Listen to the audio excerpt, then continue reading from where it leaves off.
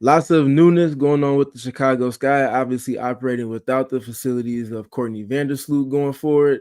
That's led to a shift in opportunity as well as style of play.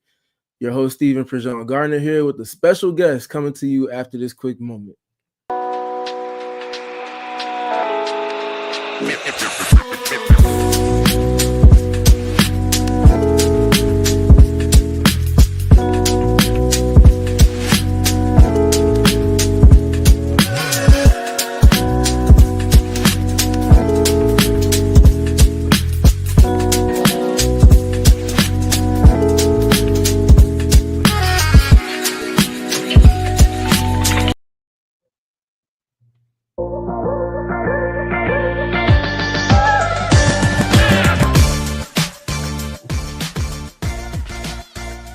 Welcome to another episode of the CHGO Sky Show here with your host, Stephen PridGeon-Garner. Happy Juneteenth to everybody. Before we even get started doing anything else talking basketball related, this certainly is a holiday. And myself, as well as my special guest, Siobhan Beslow, friend of the program, friend of the show. If you're on WNBA Twitter, you're certainly not new to her, and she's certainly not new to us. So, Siobhan, what's going on? How you doing on this holiday? I am cool, chilling. Unfortunately, kind of might need to go to work, but I probably am still not gonna. It's already like 3 o'clock. Like I could, but I'm probably not gonna. We'll see. But I'm okay. How are you?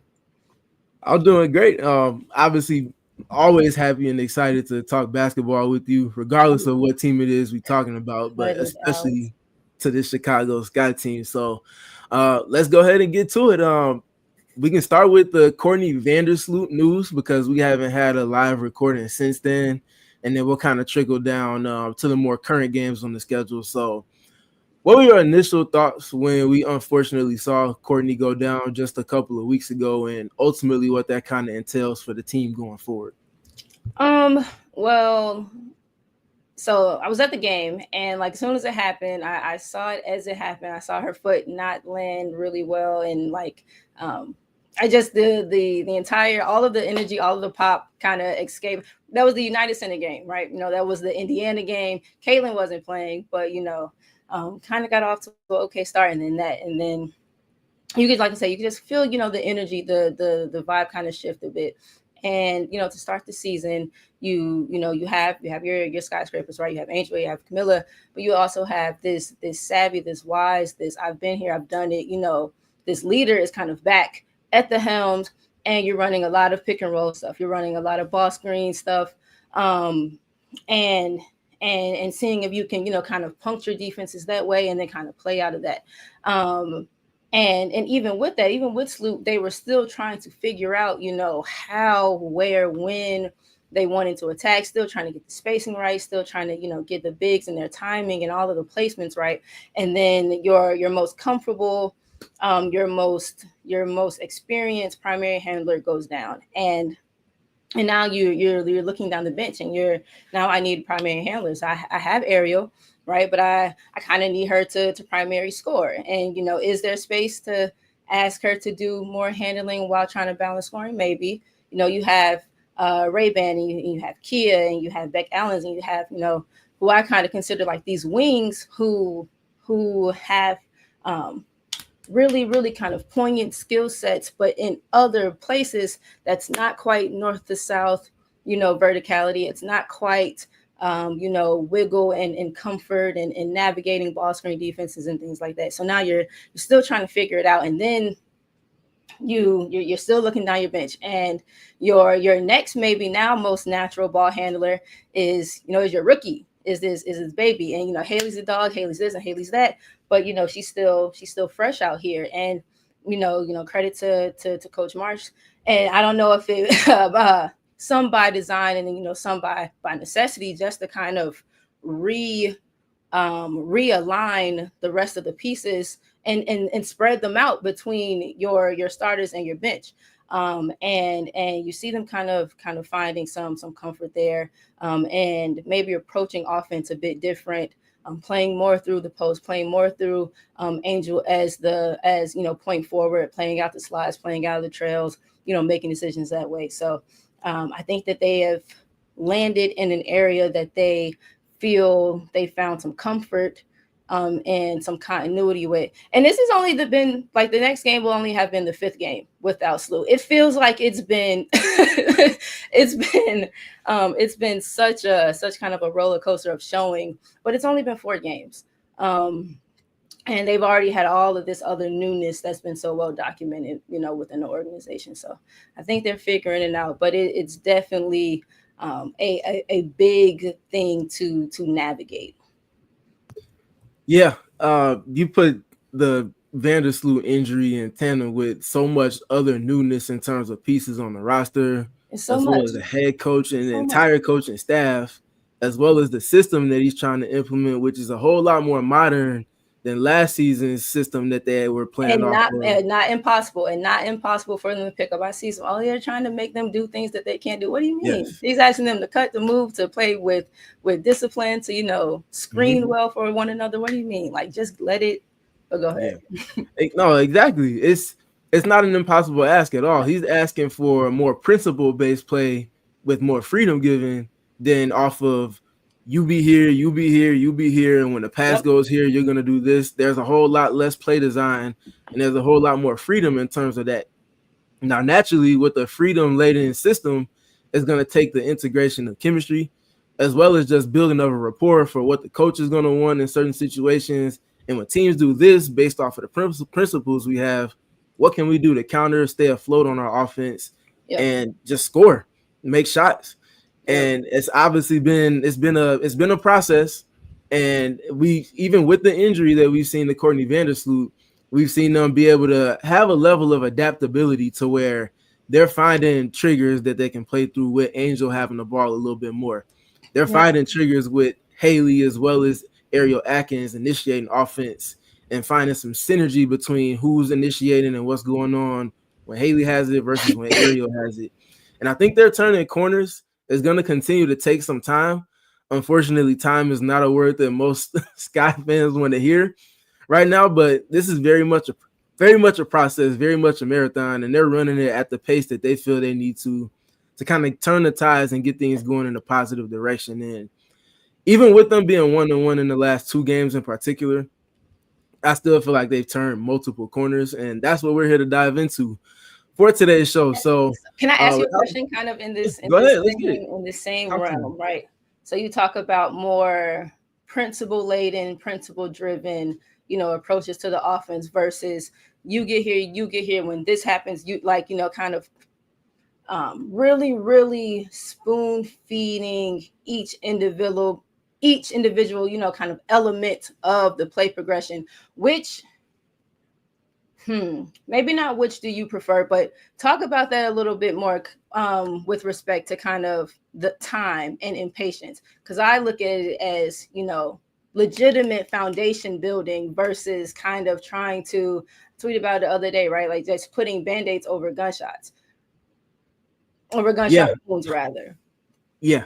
I like that you said that in particular. So if you imagine you go to the basketball court and you're playing with 4 random people that you haven't seen play before or have like any film of it prior to actually getting on the court with them, there's going to be a little bit more thinking going on the court than it is, okay, I know when Stevens got the ball here on the slot, he's going to want to run pick and roll going towards the middle.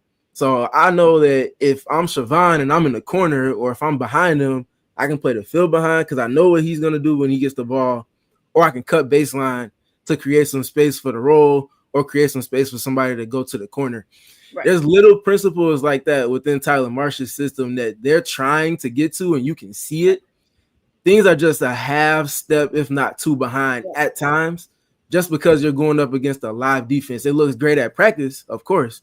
But once you get into the game, you get into teams trying to top block and pressure players and send people to certain pockets, it gets a little different. So that's what they're working through right now. They're working through understanding the chemistry part of things, undoing what they learned with Courtney Vandersloot, especially because she was heavy pick and roll. I don't think they have a heavy pick and roll ball handler on the roster right now. Right. It's going to be more so playing through touches with Angel and obviously Kamilla as well in that. Right. Exactly. And in doing so, I know we can kind of get into it, but in doing so, you you kind of instill a level of confidence and continuity. You're working on things that like are triggers. How do we stay within some flow? And when things get stagnant, when we're trying to run our plays, when we're trying to get through these steps and we are being top blocked, or I am being pushed out of the screen, they're not letting me force this switch. How do I continue to kind of move to generate some type of energy on the floor? Things like, I know like at school, if we're on the perimeter and one of our guards is dribbling at you, that's triggered. That's an automatic backdoor cut. That's not a unless it's specified for the game, for the matchup, maybe those are handoffs, maybe those are fake handoffs. Any other time, dribble at those backdoors, and those are things that kind of take time, but that help you really kind of coalesce and bring together, again, creating a foundation, so that you can build on top of something sturdy and not just piecemeal and not you just have shoddy work. And that eventually kind of crumbles because it can't sustain itself when the weight, when the force, when the pressure all kind of comes down on it. So you got to give it some time. It's a lot to figure out. Camilla's about to be gone, right? So that's another, and I have some ideas on kind of how to approach that, but it's so fluid. Yeah, it's very fluid, and there's obvious kind of repercussions early on. Yeah, given and I hate to say random because random has such a negative connotation to it, like there's no structure. But honestly, it is just kind of random in moments just because they're still building up that chemistry that they need to. Yeah. However, the randomness is coming off of principles that are being established. And I think we saw a lot of examples of the randomness in a complementary fashion take place in that game against the Connecticut Sun on Sunday in particular. So that's where we'll kind of kick things off. Obviously, the Chicago Sky won that game 79-72. Very impressive win for the Chicago Sky, regardless of opponent. It's about what does it look like under the principles that you're looking to establish, and how sustainable does it seem like that performance is. And to those 2 points, it certainly felt like a game that was just that. So I'm curious for you, Siobhan. Obviously, it was Angel's first triple-double.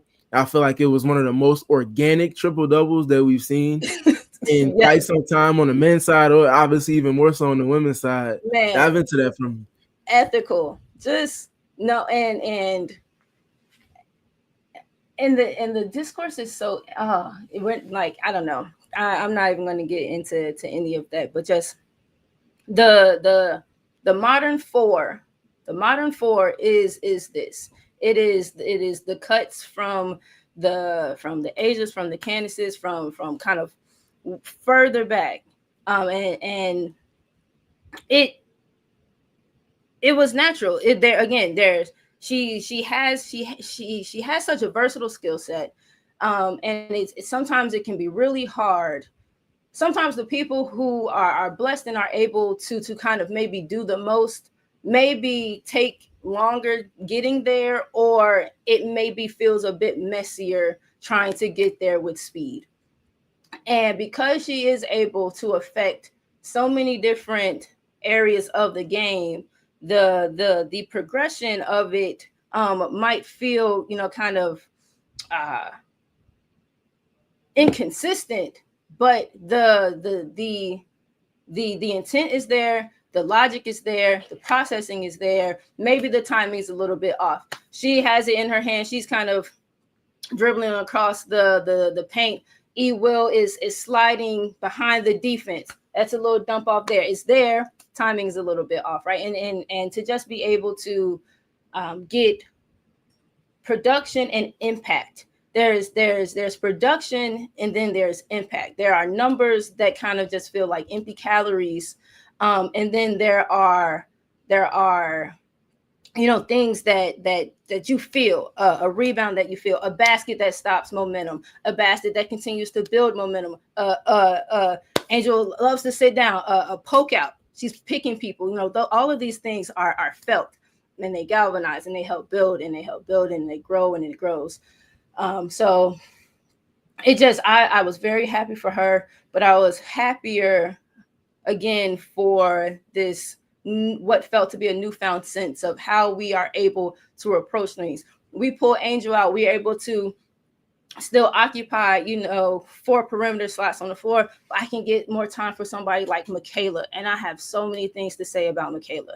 I can get more time for people like E Will, and there is space for some of the things that E Will can really, really give you. And so I was very happy for Angel. I was really happy for the group. I was really happy for Tyler, for Coach Marsh, and things to be built on. I think ever since the presser, the New York presser, and everything that kind of happened there is there feels to just kind of be a tightening of the cohesion and just a more come it togetherness, and I think the offense shows a bit too, with more kind of these different approaches and roles and things.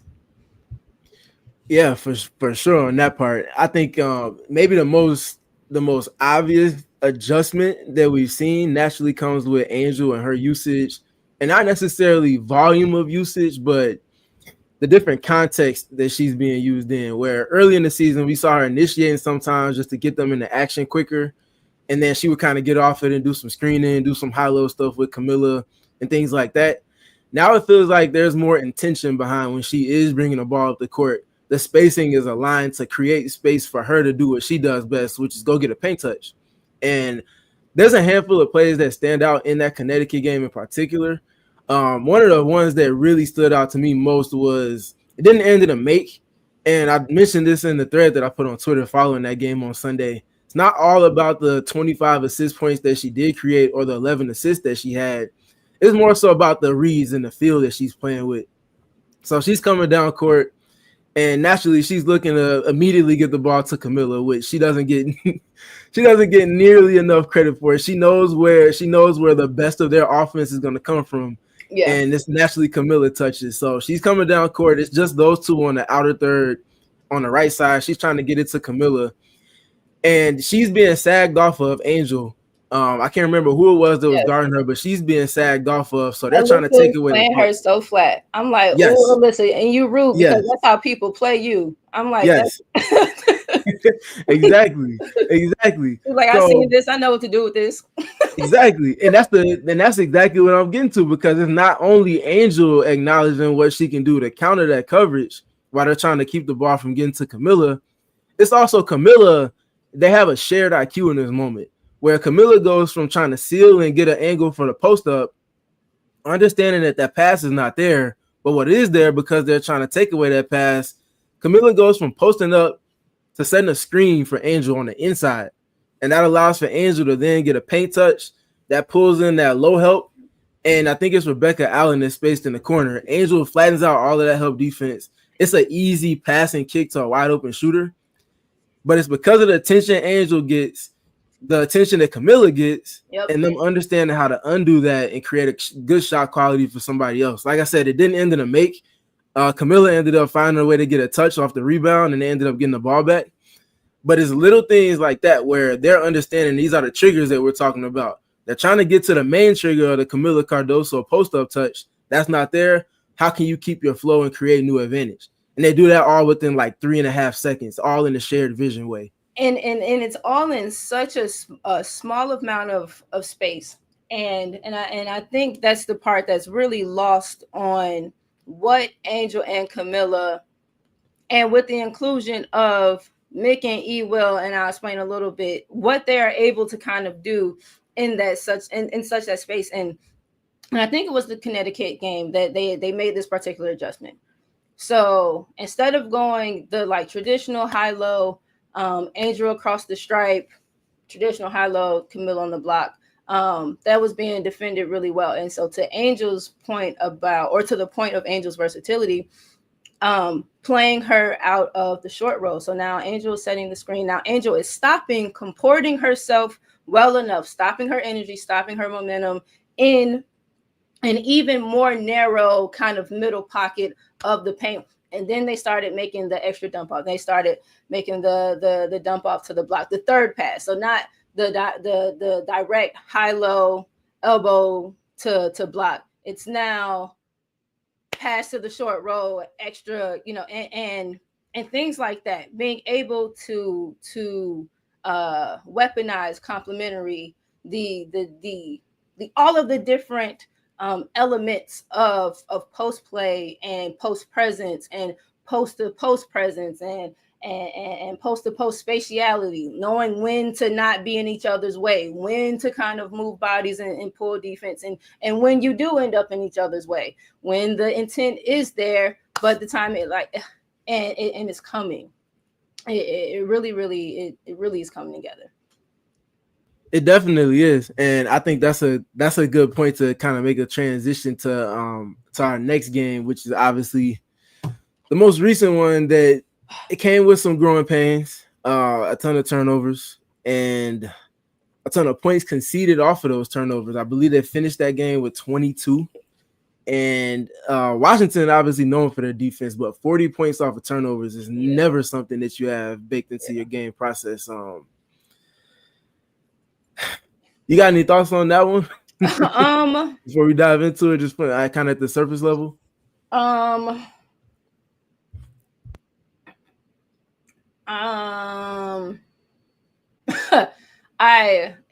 It was things were there. Oh, you know what really bothered me kind of about the DC game? And this is why you got to catch bad habits early. You got to like nip bad habits in the bud. In games like this where momentum coalesces, where energy, where karma, where basketball karma, kind of where all of those things are at play, you got to nip mistakes kind of in the bud. And throughout the DC game, there were, I don't know that the group, there's an effort and there's an intentionality on the offensive glass. Collectively, there is not the same effort and there is not the same discipline on the defensive glass. We frequently miss box outs. We frequently kind of don't even attend to the process, the act, the trigger of boxing out. Angel does great work at the level of the screen, whether it's a soft hedge, a full hedge, whether it's a switch, whether she's poking out. But then she sometimes forgets that, like, oh, the next part of the work, I'm the forward. Like, I have to get back beneath the basket and now help my group rebound. Big guards, Ariel, Rachel, Ariel not too big, but, strong. Rachel, Beck, go put a body of somebody, turn, go make contact. There were too many times where there were long rebounds, but like lofty, not even rebounds that like, hit the rim and kind of ricochet with some real force. These were just kind of lofty, long boards, and either they were falling on the floor or they were able to just get too low in the airspace. I'm like, no, go get stuff were like bobbling off the hands. And then like the final possession, there were two defensive rebounds that needed to happen, and neither did, in kind of a really similar fashion. Did they lose the game because of those two rebounds? No. But just things that kind of right at the top of my dome kind of sparked in me. Second half adjustment DC made. We were defending the ball screens well. Sykes just started pulling from directly behind the screen. You couldn't hedge. You couldn't really switch. She was just put straight off the handoff. Quick release, great elevation, and she was knocking them hoes down. And that was something that, but the DC game was there for the taking. But again, like pieces and things, there's shit there. There's stuff. Yeah. There. It got tough. It got tough for them in the second half in particular. I feel like that first half was about as best as they could imagine in terms of if you scripted it and how it kind of ultimately turned out. That's exactly the way that they would have desired for it to go. Yeah. And then the second half was the quite literal opposite, unfortunately. But that just speaks to the ebbs and flows as for a team that's trying to reestablish a new identity without their biggest identity kind of satisfying piece in Courtney Vandersloot not being available. It's hard to keep your defense set when you're turning. Well, it's impossible to keep your defense set if you're turning the ball over for one. Yeah. And for a team like Washington, that's a solid portion of their offense. If they're getting that portion of it, now the half court doesn't seem as hard to kind of navigate because they're mixing them in their flow turnovers, and Sykes is all over the place, and Cintron is doing what she does in tandem with that, and it just becomes a little bit too much of snowballing up against you. But We got a quick ad break that we're going to take. So let's get to these sponsors, and then we'll get back to some kind of quick hitting thoughts going forward for the Chicago Sky through the halfway point of the regular season.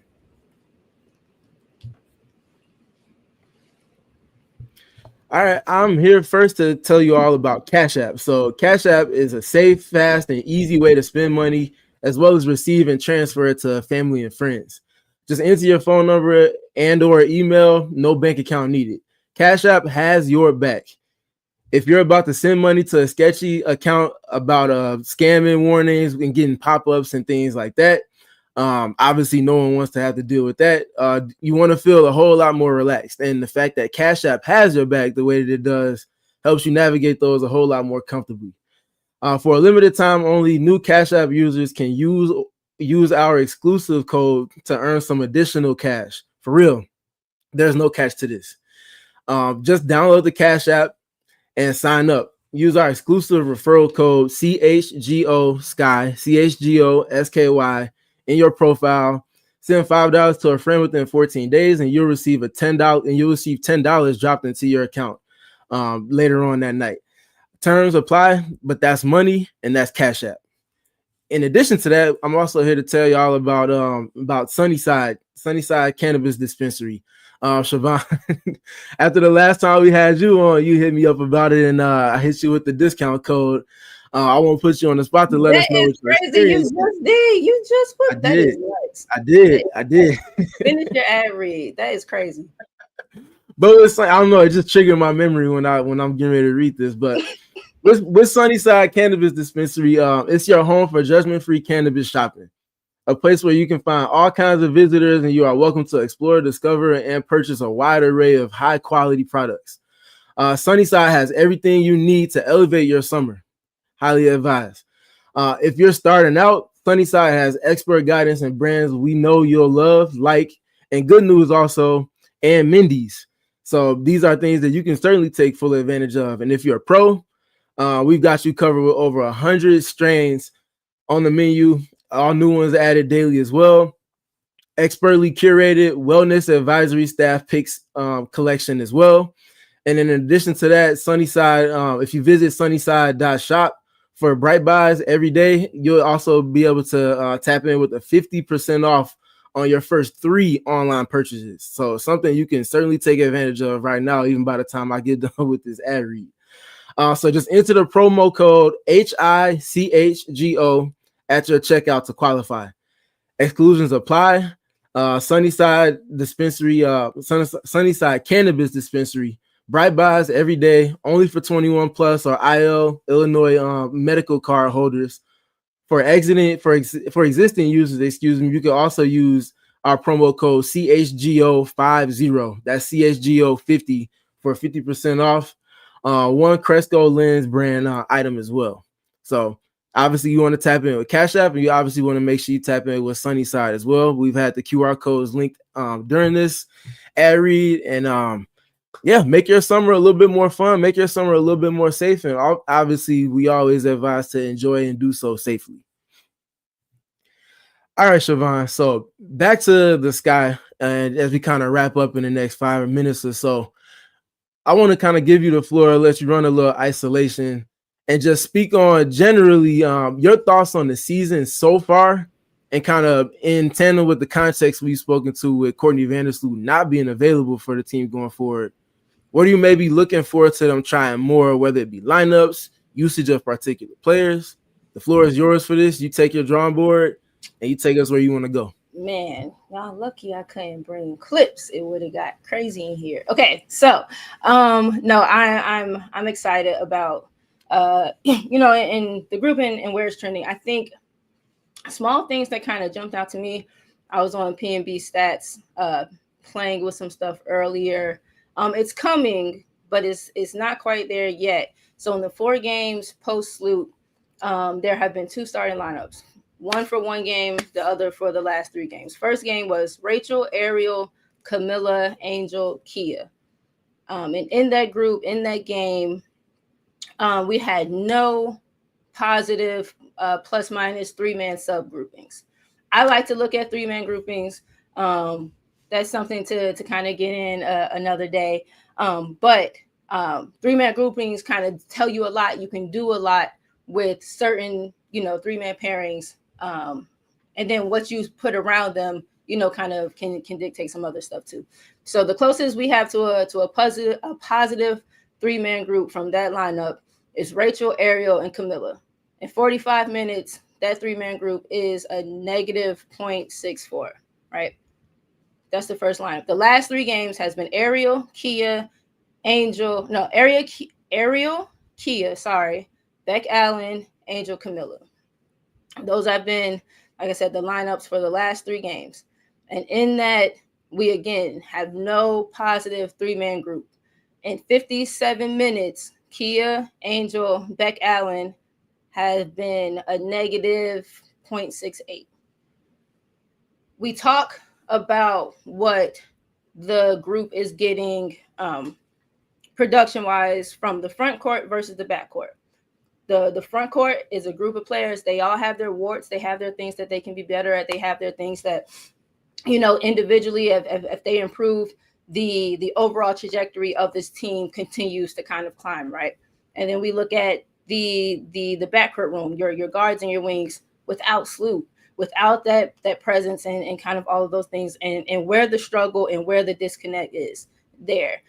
I don't really have kind of all of the time in the moment to kind of wax poetically about the things that I think about. But to me, that is why, especially in the W, your fours, that group, we know that group is the bastion of the W right now. But I think having a really solid and versatile body at the three, whether it's somebody that you can play like a Kalia and what she does, a K-Mac and what she does, and kind of I can go on and on. They can kind of throw Satu at the three when they kind of want to, depending on what, like, just being able to do stuff like that.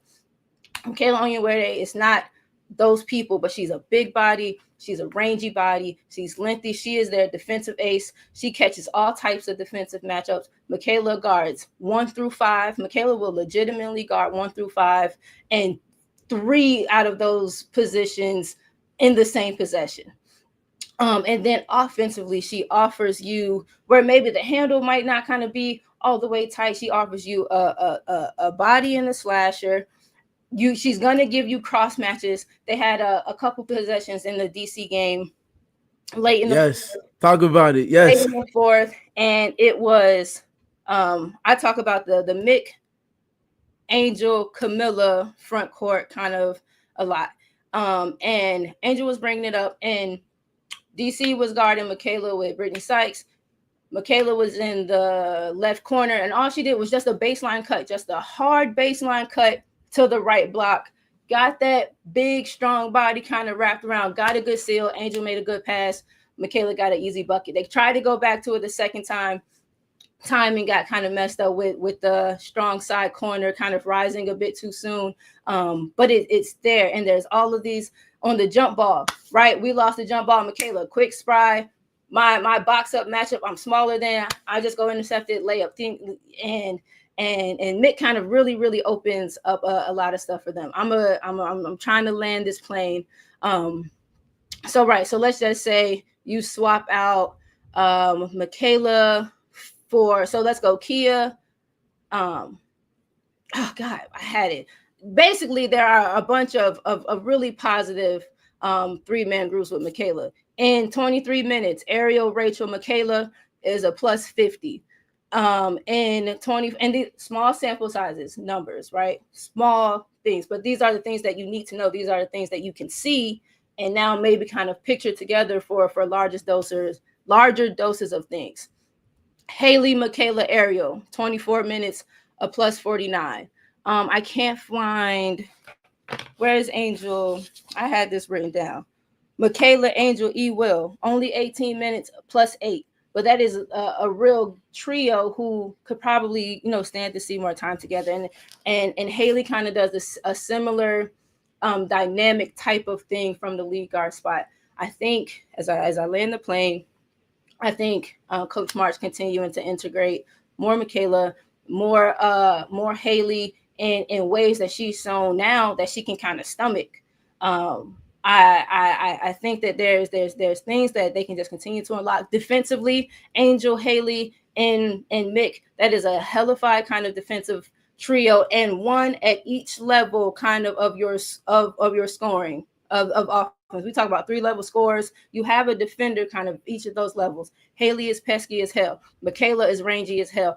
Angel is defensively intelligent as hell. She's a great anchor. She's communicative. She jumps the road. She tags the road. They have stuff. We just have to give them time to kind of figure it out. And I'm excited to watch them, continue to put it together and figure it out. Yeah, I think that last part especially was great. Before I get to a couple of graphics we got, I'm gonna first mention Michaela. The only person I think that sung Michaela's praises more than me over the past calendar year has been you. So the fact that we get to speak on Michaela for how great she is as a connecting piece, unlocking lineups, unlocking versatility, I'm excited to do. And I think you touched on a lot of what I wanted to speak to with Michaela. That organic high-low between her and Angel, it's hard. It's genuinely hard. And I think at some point when teams start to scout it and anticipate it and probably try to front it or deny it in some way, because of Michaela typically coming from Angel's left side, when Michaela's getting fronted in the post on that, Angel's going to learn that she can just drive to the left. She naturally gets past her matchup as it is. And because that person that's closest to the basket is engaged in the post with Michaela, Angel's either going to have and-one opportunities or just layups. And they're going to be uncontested. To your point, I'm talking about a lot of Michaela at the 3. Angel and Michaela together, that puts Michaela at the 4, right? Rachel, Michaela, Angel, only 19 minutes. It's a plus 32. It's a 117 offense. It's a 84 rated defense. Haley, Michaela, Angel. Again, Michaela at the 4 with Angel. I just kind of talked about only 22 minutes though. Plus 28, right? 115 offense, 87 defense. And so again, it's I didn't mean to cut you off. Keep going though. No. You good. And I think what you're getting at is what I'm kind of getting to with those two being on the court, being Michaela and Angel with Elizabeth Williams. Yeah. Now we're talking about two players that have been heavy on the reserve side for the Chicago Sky so far this season. That I feel like if we're talking about them evolving over time, if Michaela and E-Will are getting more minutes, obviously you have to figure out how to make that happen with your minute mapping. But I think there's a ton of sustainability in the versatilities that they bring. Yeah. Elizabeth being so comfortable to take the shots that she's taking below the free throw line and obviously finishing when she gets it in the post or if she gets it on the roll. These 30 little hooks from E-Will, I'm like, yes. I feel like money every time she touches it. Like, you know what's coming, and she has no hesitation getting to it and doing it confidently. Yeah. That's no different than this high-low relation that we're talking about with Michaela and Angel. I also think that on the defensive end, the activity that those 3 in particular are able to compile with one another, that allows you to build out a different type of base than maybe your starting lineups might have. Yep. Because those 3 players are a little bit more strong. They're a little bit more versatile. They're a little bit more communicative when they're on the court. They kind of speak the same language, and there's a type of activity that they can get that I feel like it's different from the starting group and the way that they defend, and they kind of attack a little bit more with the defense, if you get what I'm getting at. Yeah. And them playing in transition more with that group in particular puts everybody at home with how they want to operate on offense. Ariel and Haley have been so disruptive, getting deflections. Balls have been in the air, and they've been swatting passes. We've been in the passing lane. I think Ariel has maybe 3 or 4, not like passing lane deflections, but I'm on the ball. Like you are my 1-to-1 matchup, and I'm up quick. I'm back, like stuff like that. And then juicing it. I'm not having to play against a set defense. I can leak out. Angel can stay back. I don't have to have Kamilla come, try to sprint, get back 94 feet. I'm able to conserve so much in really important ways, and I'm gaining something in some other really important low lift, great momentum ways. Exactly. And to kind of round things out with this episode, we can go ahead and get to these graphics that we had created. Let's start first with Angel operating post Courtney Vandersloot injury, because I think there's some intriguing numbers that we can see with that in particular. And so first we'll be looking at what she looked like prior to the Vandersloot injury. So the numbers are the numbers. Obviously, Angel wasn't playing her best basketball out the gate, but I feel like that's a byproduct of just where the team was at that moment in time, with them all kind of trying to stay aligned and get into a certain space where they're creating and they're kind of vibing with each other just off of the chemistry and after everything we talked about to open the show, kind of playing off of and understanding each other within the principles of the offense and the system that they're operating in. So now you take those numbers that we're looking at here and look particularly at the last three, the assists per game, the assist percentage, and the usage. And then we transition to Angel after the Courtney Vandersloot injury, and you'll see the kind of leap that I'm speaking to with everything on the numbers side of things as far as that goes. And that's Angel's usage jumping up in particular. Jumping up not a significant amount, but just jumping up like 1.5%. But again, like we talked about, it's not necessarily the volume within that usage, but it's the context of play that she's operating in. To go from 14.6 in terms of assist percentage to over the last handful of games, 27.3 assist percentage. That's a significant number, and that speaks to the level of creation and the responsibility with the ball being in her hands and a little bit more creation areas that I'm getting to. And in addition to that, the assist numbers jumped up from 2.6 to 4.8 within that as well. So, Siobhan, what are your thoughts on that part of her kind of growth or adaptability right now? No, it's just again, I think we've kind of touched on it, all episode, and it's so funny. Like, again, people are so fickle sometimes, and maybe the timing was a bit odd, but these are all of the things that we have kind of heard come out of the Sky Camp, be it Coach Mars, be it Jeff. Angel has all of these things that she gives us now. She has so much more that she can still give us, and that is not a problem. That is a blessing. That is, heavy as the head. She has the talent. She has the ability. She seems to have the desire to kind of want to, and I want to make sure that we're doing, due diligence and an honorable and actual job in speaking to the way that Coach Marsh and his staff have.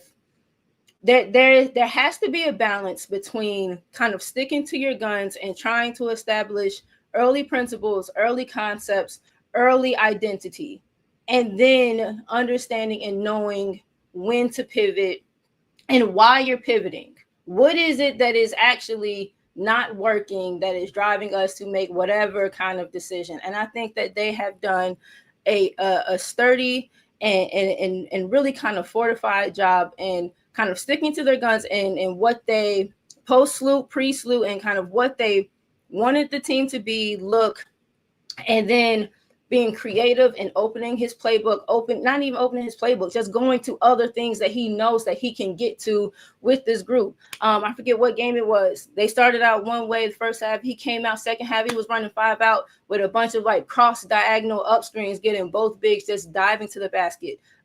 Just playing. At one point in the season, I think the Sky had the highest converted ATO percentage.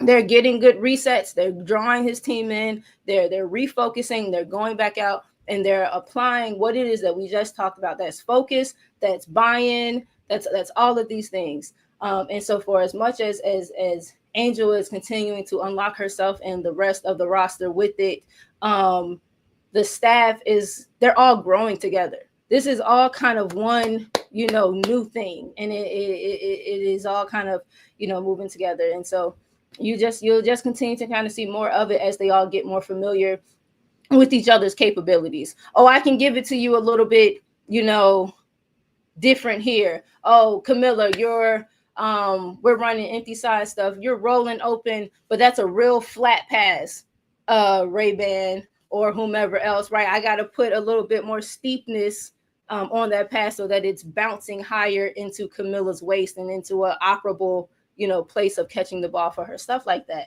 And again, I feel like the mantra is, give him some time and it'll come in, and give Coach Marsh and his staff, have your whatever you feel like you're entitled to having, have it, by all means, but get some kind of, awareness and know-how about ourselves, and let's really look at what's happening here, and find some fairness, or don't, and just, I don't know, keep being ridiculous.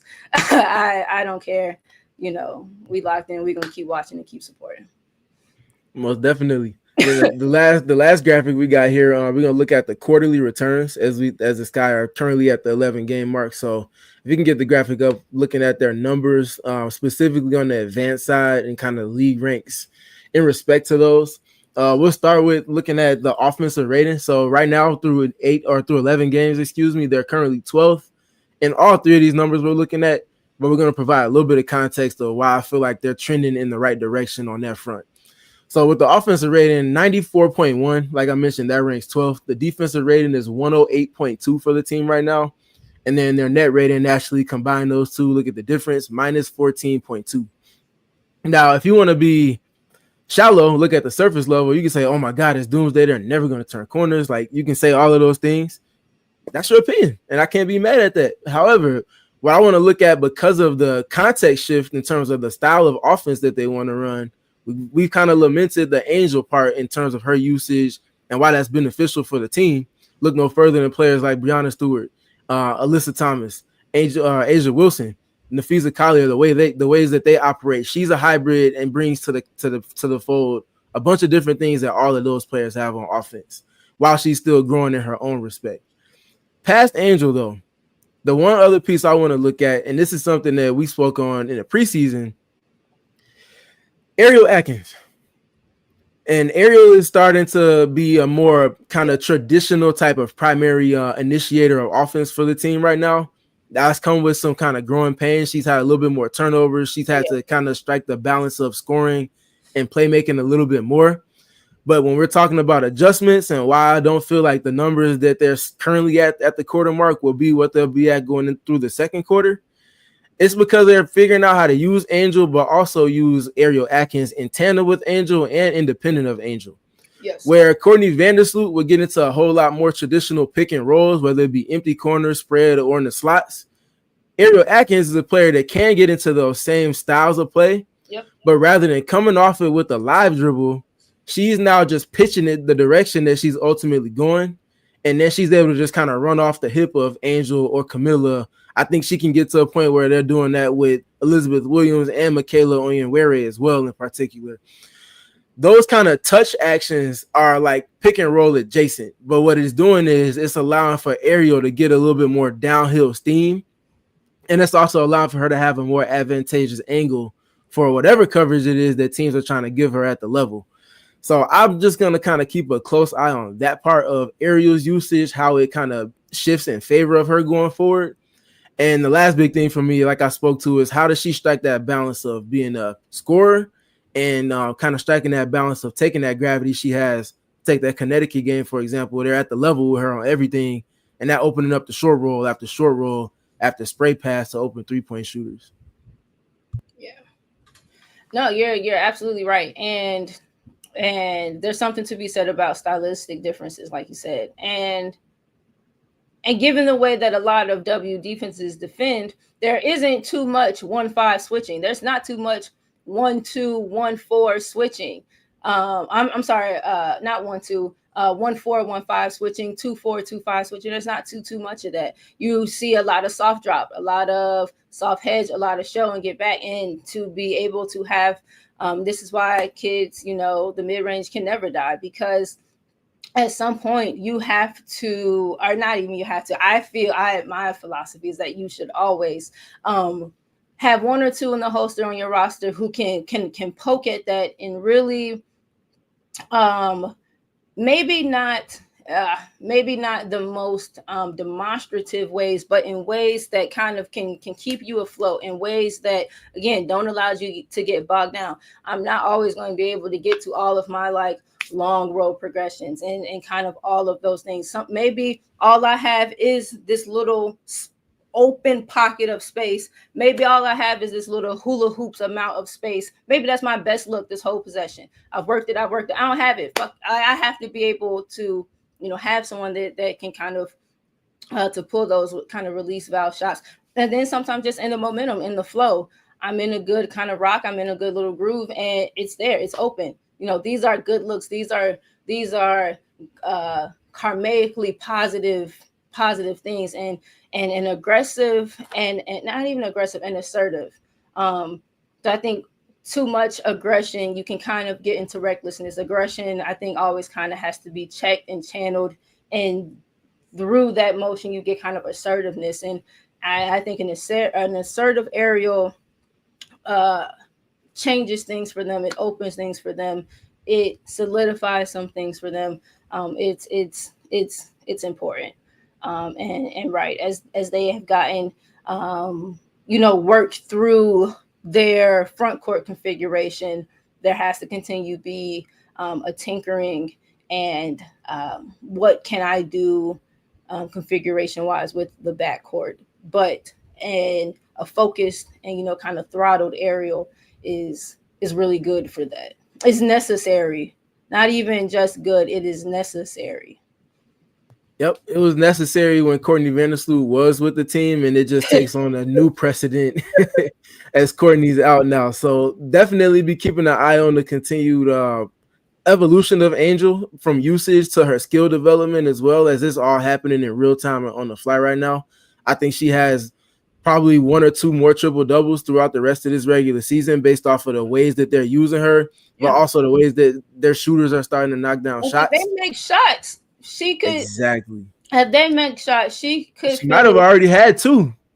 If they make shots, she could finish. I'm going to give her +7 on the season. That feels. And I don't feel like that's outlandish at all. It feels. I'm gonna give her 7 or plus for the season. If they make shots. Yep. And I'll just kind of close this out with I spoke with Tyler Marsh. Make big. Oh yeah, of course.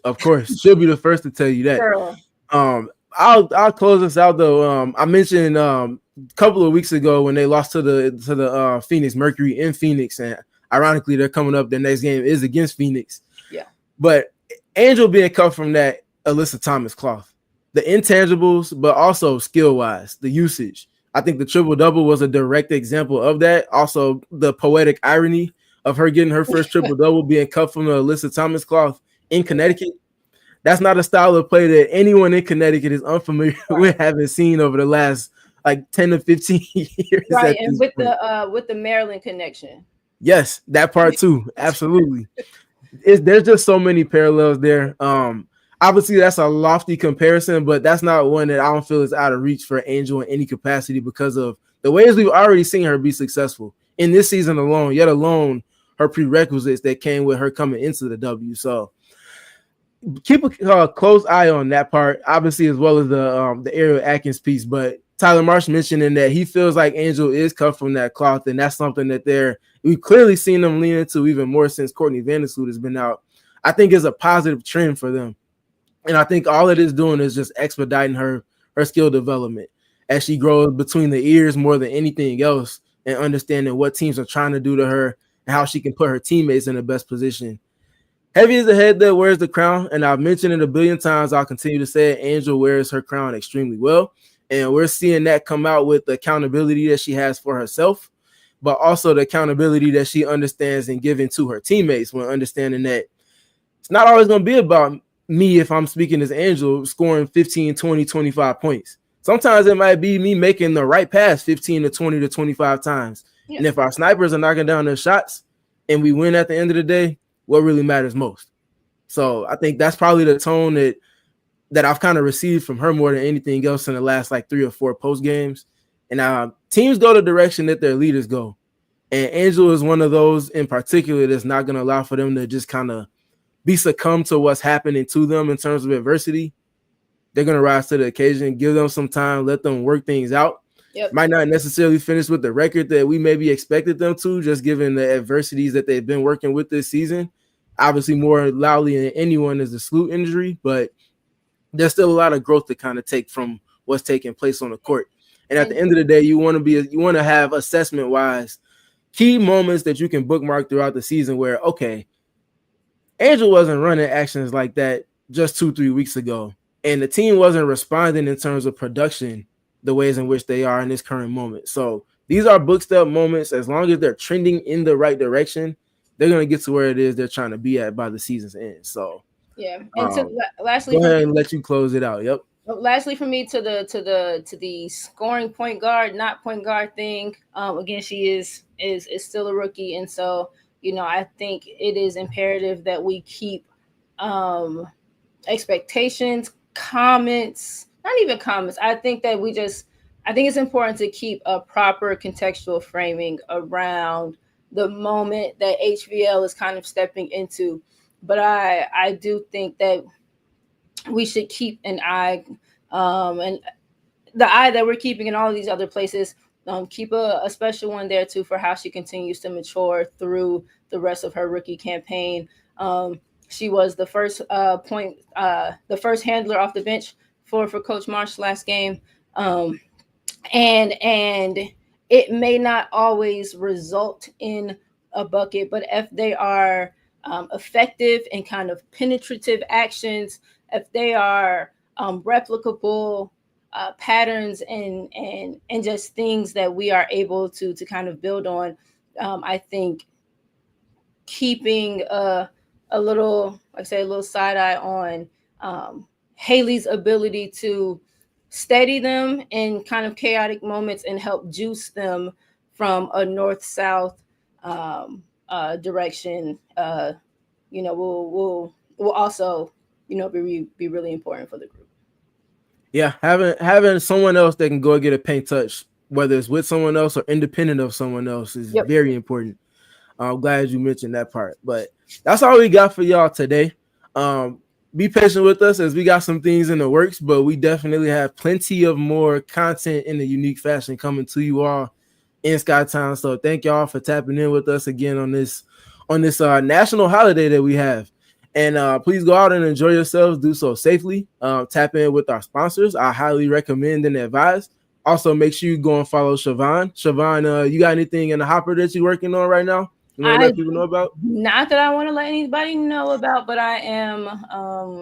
I'm always working on something. It's a matter of whether or not I finish things. So I am working on something that I hope to have finished and maybe ready for a presentation here, not too far off future. We'll see. Well, we are Siobhan on Twitter. The name is the name. We are Siobhan Beslow stands around here. You can follow her on Twitter at Siobhan. That's SIOBHANBESLOW. Siobhan Beslow over on Twitter. You can see her talking about anything W related, but also anything BAM centric and Miami Heat related as well. Nikola Jovic is my first son. Yes. There's a family dynamic there that you will be quickly privy to by him follow. And by nature that you can also follow myself as well as Katie Duffy following or running the CHGO Sky account. That's CHGO_Sky on Twitter. And you can also follow me on Twitter, Stephen PridGeon-Garner at Stephen PG3. Stephen is great. Stephen is a brilliant mind. He is one of the people that we should be kind of speaking about and keeping eyes on. So shout out to him. That is very much shared. Anybody that knows me, that knows us, knows we've been on this way for quite some time. Y'all will be seeing Siobhan again. I promise you that sometime in the not too distant future. So we will be talking to y'all again soon. Thank y'all again. Enjoy the rest of y'all day. We all silly like the mayor.